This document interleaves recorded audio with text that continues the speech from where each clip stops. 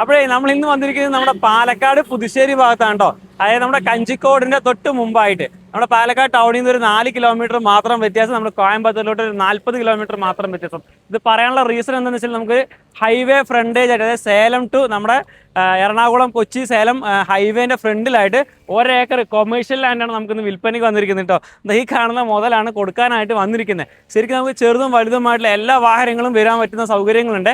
നമുക്കൊരു വലിയൊരു കണ്ടെയ്നർ ആണെങ്കിൽ സുഖമായിട്ട് നമ്മുടെ ലാൻഡിലേക്ക് പോകാനുള്ള റോഡും സൗകര്യങ്ങളും കാര്യങ്ങളെല്ലാം ഇതിനകത്ത് വരുന്നുണ്ട്.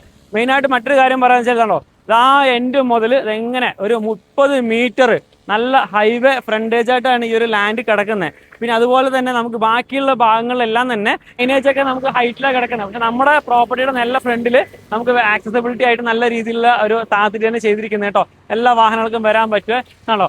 അത്യാവശ്യം നല്ല തിരക്കുള്ള നല്ലൊരു പ്രൈം ലൊക്കേഷനാണ് കേട്ടോ നമ്മുടെ പുതുശ്ശേരി എന്ന് പറയുന്നത്. ശരിക്കും നമ്മുടെ പുതുശ്ശേരി ലൊക്കേഷൻ വരും നമ്മുടെ ഇതില്ല ധനലക്ഷ്മി ബാങ്ക്. ആ ധനലക്ഷ്മി ബാങ്കാണ് ആ കാണുന്നത്. അതുപോലെ തന്നെ സിന്ദൂർ പാർക്ക്.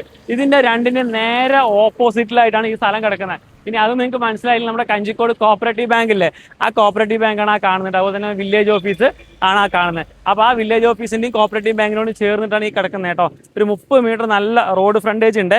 ശരിക്കും ഇത് സൂട്ടാവുന്നത് ഇതിനറിയോ, നമുക്ക് നല്ലൊരു കൊമേഴ്ഷ്യൽ പർപ്പസ് ആയിട്ടൊരു ബിൽഡിംഗ് ചെയ്യുന്നതിനാണെങ്കിലും, ഇനി അതല്ലെങ്കിൽ നമുക്കൊരു ഷോറൂം പർപ്പസ് ഒക്കെ ഉണ്ടാവുമല്ലോ, നമ്മുടെ വെഹിക്കിൾസിന്റെ ഷോറൂം പർപ്പസോ കാര്യങ്ങളൊക്കെ ആണെന്നുണ്ടെങ്കിൽ സംഭവം നല്ല അടിപൊളി സ്ഥലമാണ്. കാരണം നമുക്ക് സബ് റോഡിലല്ല ഈ കിടക്കുന്ന, നല്ല ഹൈവേയിൽ തന്നെയാണ്, വലിയ കൺജസ്റ്റഡ് ഫീൽ ചെയ്യുന്നില്ല. അങ്ങനെയുള്ള ഒരു ഏരിയ ആണ്. ഇതാണ് ഈ കാണുന്ന നിരന്ന് കിടക്കുന്ന സ്ഥലമാണ് കേട്ടോ. ഇത് മുഴുവനായിട്ടും പറമ്പ് കാറ്റഗറിയിലാണ് ഈ സാധനം വരുന്നത്. നിങ്ങൾക്ക് ഇനി ഒരു ബിൽഡിങ്ങോ കൺസ്ട്രക്ഷനോ തുടങ്ങുന്നുണ്ടെങ്കിൽ നിങ്ങൾക്ക് ഇനി അതിൻ്റെ പേരിൽ പേപ്പേഴ്സോ അതോ ചെയ്യാനൊന്നുമില്ല. എല്ലാം ക്ലിയർ ആയിട്ടുള്ള ഭൂമിയാണ്.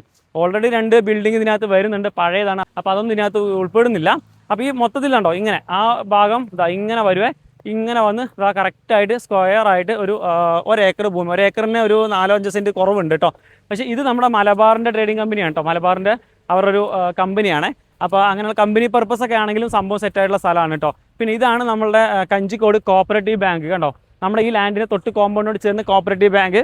പിന്നെ അത് നമ്മുടെ പുതുശ്ശേരി വില്ലേജ് ഓഫീസാണ് ആ കാണുന്നത്. ഓക്കെ, പുതുശ്ശേരി വില്ലേജ് ഓഫീസ്, ഇതൊക്കെയാണ് ഇതിൻ്റെ ലൊക്കേഷൻ വരുന്നത്. പിന്നെ ധനലക്ഷ്മി ബാങ്കാണ് നേരെ ഓപ്പോസിറ്റ്. പിന്നെ കുറച്ച് അങ്ങോട്ട് പോയി കഴിഞ്ഞാൽ ഫുള്ള് ബിൽഡിങ്ങുകളും കാര്യങ്ങളും അങ്ങനെ കൊമേഴ്ഷ്യലി എല്ലാം നല്ല തിരക്കുള്ള കൺജസ്റ്റ് ആയിട്ടുള്ളൊരു ഏരിയ ആണ് കേട്ടോ. ശരിക്കും നല്ലൊരു ബിസിനസ്സൊക്കെ തുടങ്ങാൻ പറ്റുന്ന നല്ലൊരു പരിപാടിയാണ്.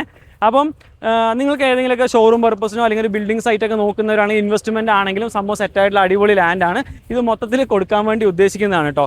അപ്പോൾ ഇതിൻ്റെ വില ഞാൻ ഈ വീഡിയോക്കകത്ത് ഉൾപ്പെടുത്തുന്നില്ല. കാരണം എന്താണെന്ന് വെച്ചാൽ ഇതിപ്പം നമുക്ക് ഹൗസ് പ്ലോട്ട് പറയുന്ന പോലെ പറയാൻ പറ്റില്ലല്ലോ. നല്ലൊരു അടിപൊളി ലാൻഡാണ്. അപ്പോൾ നിങ്ങൾക്ക് ഈ ഒരു പറ്റുന്ന ആൾക്കാർ നിങ്ങളുടെ കയ്യിൽ പാർട്ടിക്കാരുണ്ടെങ്കിൽ അല്ലെങ്കിൽ നിങ്ങൾക്ക് തന്നെ എടുക്കാനാണെന്നുണ്ടെങ്കിലും ഈ ഒരു സ്ഥലം മൊത്തത്തിൽ 1 ഏക്കർ ഭൂമിയാണുള്ളത്. അപ്പോൾ അത് എടുക്കാനുള്ള ഏകദേശം പ്രൈസൊക്കെ നിങ്ങൾക്ക് അറിയാമല്ലോ റോഡ് കൊമേഴ്ഷ്യൽ ആവുന്ന സമയത്ത്.